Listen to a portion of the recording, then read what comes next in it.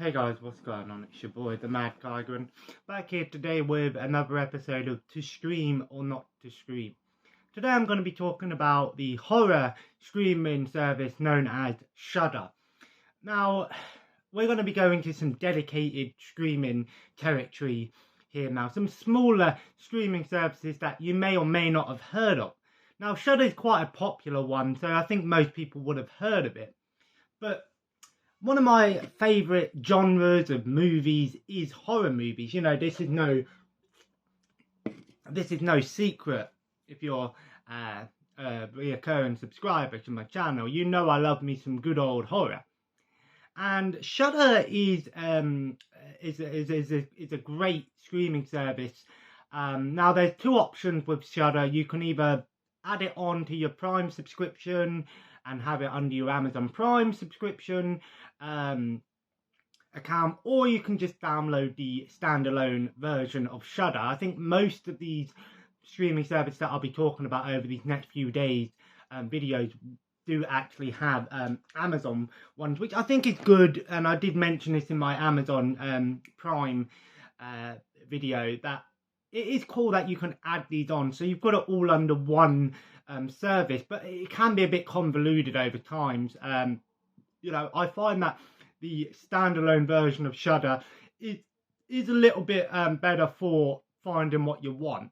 So there's two prices available. There's $4.99 for a month, or I think it's $49.99 for a year, which I think is a fair price either way.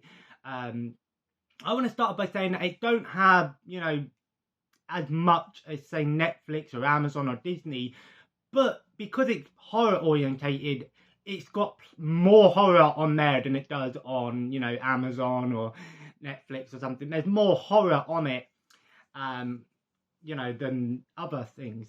So the app is really useful, you know, and really cool. I'm just going to get it up on the TV just to refresh my memory of how it looks. But there's plenty of you know, things on Shudder if you are a horror fan. But if you're not a horror fan, this subscription service isn't for you. But what's really cool about it is, so when you load it up, obviously I'm talking about the Fire Stick version of the app, but it probably is the same on the mobile and stuff. So what's really cool is you have, oh, I can't get it up because it's run out. Okay, never mind.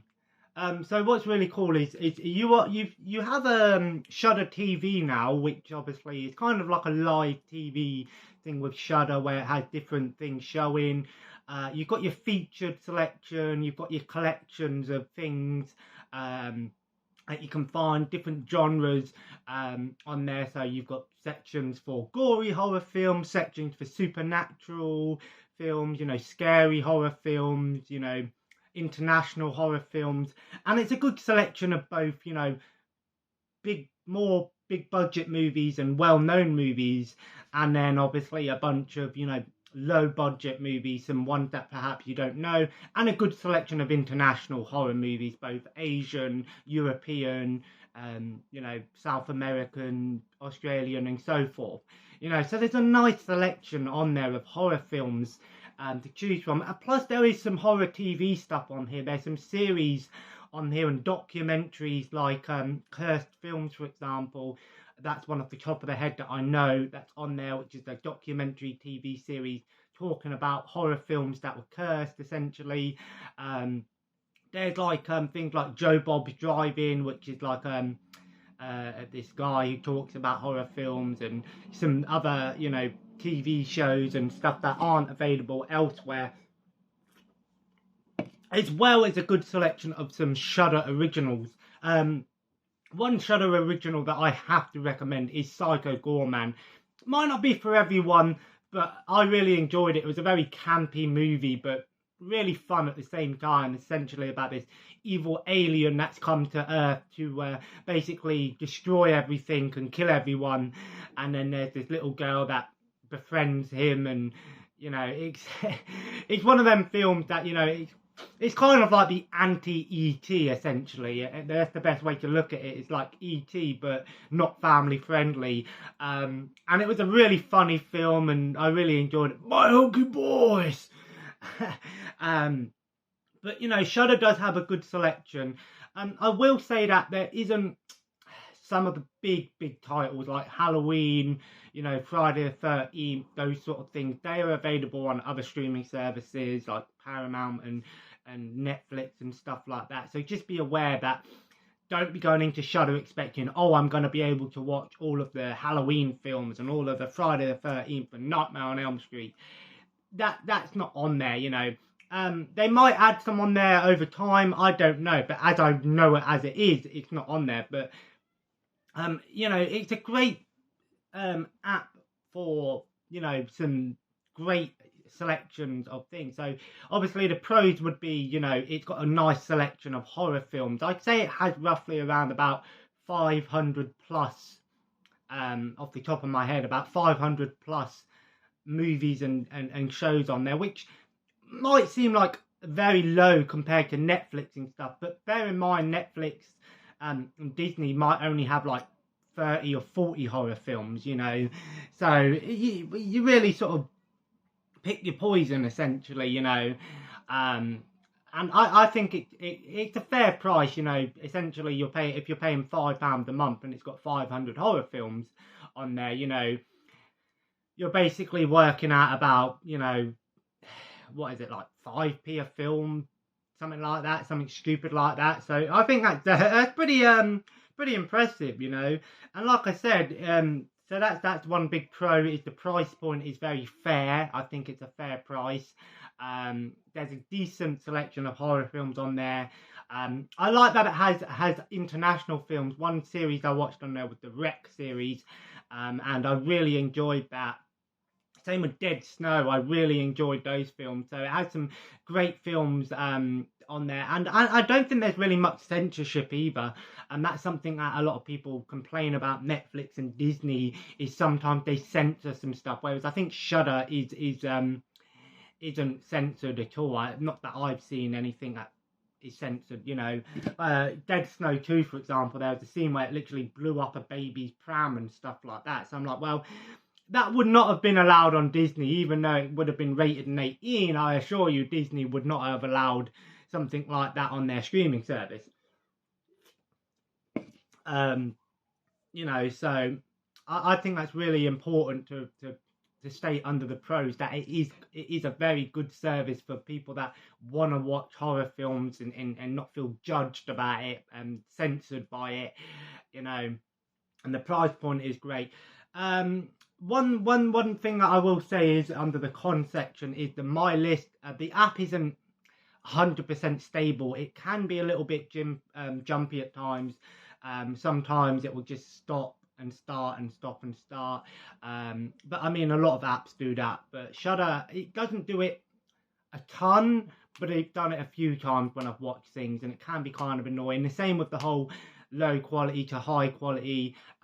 There's nothing in 4K. I think it streams in up to 1080p, which is fair enough, you know, Blu-ray quality. Again, I think it's dependent on the actual film, you know, as well. You know, bear in mind, if a film wasn't released in 1080p, it might only be 720p, for example. I don't know. I mean, the sound and picture quality is fine, you know. There's nothing to complain about. It don't have 4K on there, but you know, I personally think 4K is worth the money if you want to collect 4K, but for streaming and stuff, you're not going to get true 4K, unfortunately. So it's not a massive deal breaker to me, and it never is a deal breaker to me, you know. I mean, I still watch DVDs and I think they still look fine to me. So, but everyone's entitled to their own opinion. Another con is the subtitles are auto captioned, so kind of like YouTube. There's no English captions; it's auto captioned. So most of the things do have captions on there or subtitles, but it's auto captioning, so it will sometimes it might not say the right thing. One annoying thing I noticed was when I was watching international horror films like Dead Snow, for example, it would say something, it would automatically have the Spanish or Norwegian subtitles or whatever it was from the actual film, and then sometimes it would come up with the caption subtitles sometimes. So just be aware that is one little thing that is worth mentioning. But I think Shudder is a great streaming service. I haven't used it on the Amazon Prime version, so I don't know if the Prime version is more stable. I don't know. Maybe let me know in the comments. Is it better on Amazon Prime or is it better on the standalone app? What one do you think is better? I personally really enjoy Shudder. I think it's got a decent amount of stuff on there. I found some great hidden gems on there. There is some movies that aren't great on there, but there's a ton of good ones on there. And because it's got some originals and things, it saves you, buying, Sarko Gorman, for example, that was released on Blu-ray and that was being sold for like 15 quid. So I thought, well, I was able to watch that plus more for £5 a month, essentially. So I think Shudder is a great streaming service that has a decent amount of content on there, and it is definitely, is it the best streaming service for horror fans?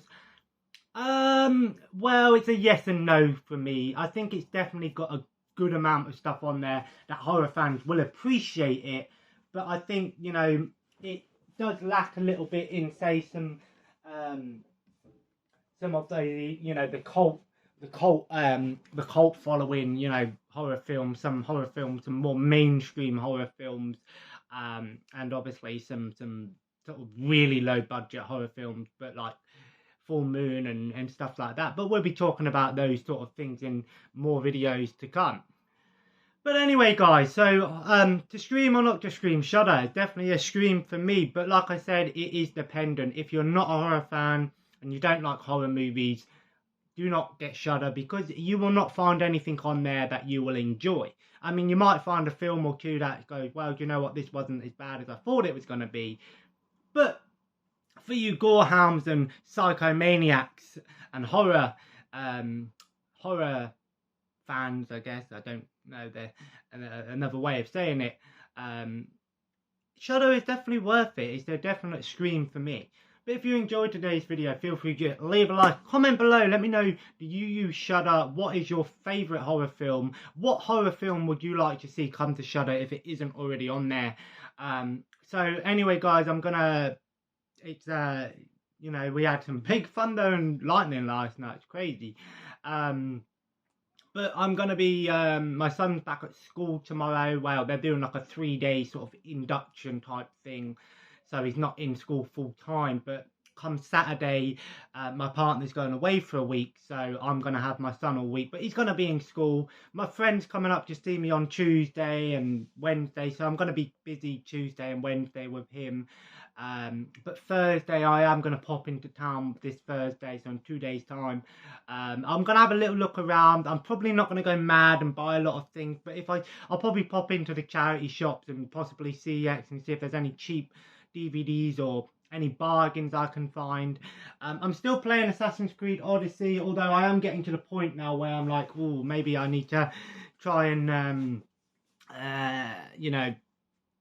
hurry up with this one now, because I put about 64 hours into that game now. It's crazy, and I'm still not anywhere near beating it. So but I think, I've sort of got to that stage now with gaming, because I don't have all the physical games, and when I've got a digital game, and because my PlayStation, the modded PlayStation, I know that I'm always going to have a ton of games to play on there.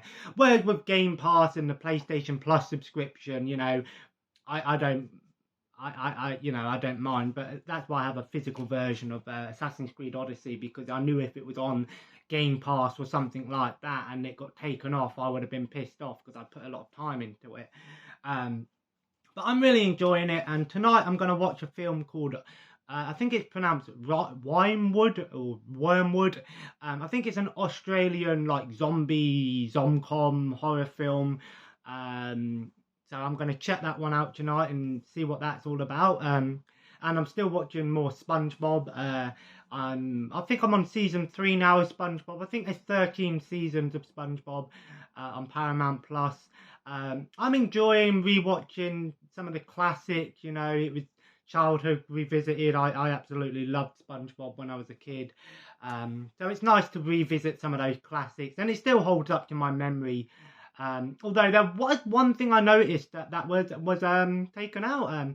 You know, the episode where he gives Gary a bath and he holds the soap out and it says they're doubloons, says don't drop them. They took that out on the Paramount Plus version. That wasn't in there anymore. I was like, oh, did that ever do that when I was a kid? I remember him saying it. Maybe it's that sort of weird thing, you know, like the Bernstein Bears type thing. I don't know. Maybe that's just me. But as always, guys, subscribe if you haven't already and join the family. Follow me on Twitter and Instagram at the Mad Tiger. And if I'm not back tomorrow, I will see you on Thursday with probably a little pickups video. Anyway, guys, thanks for watching and have a nice day.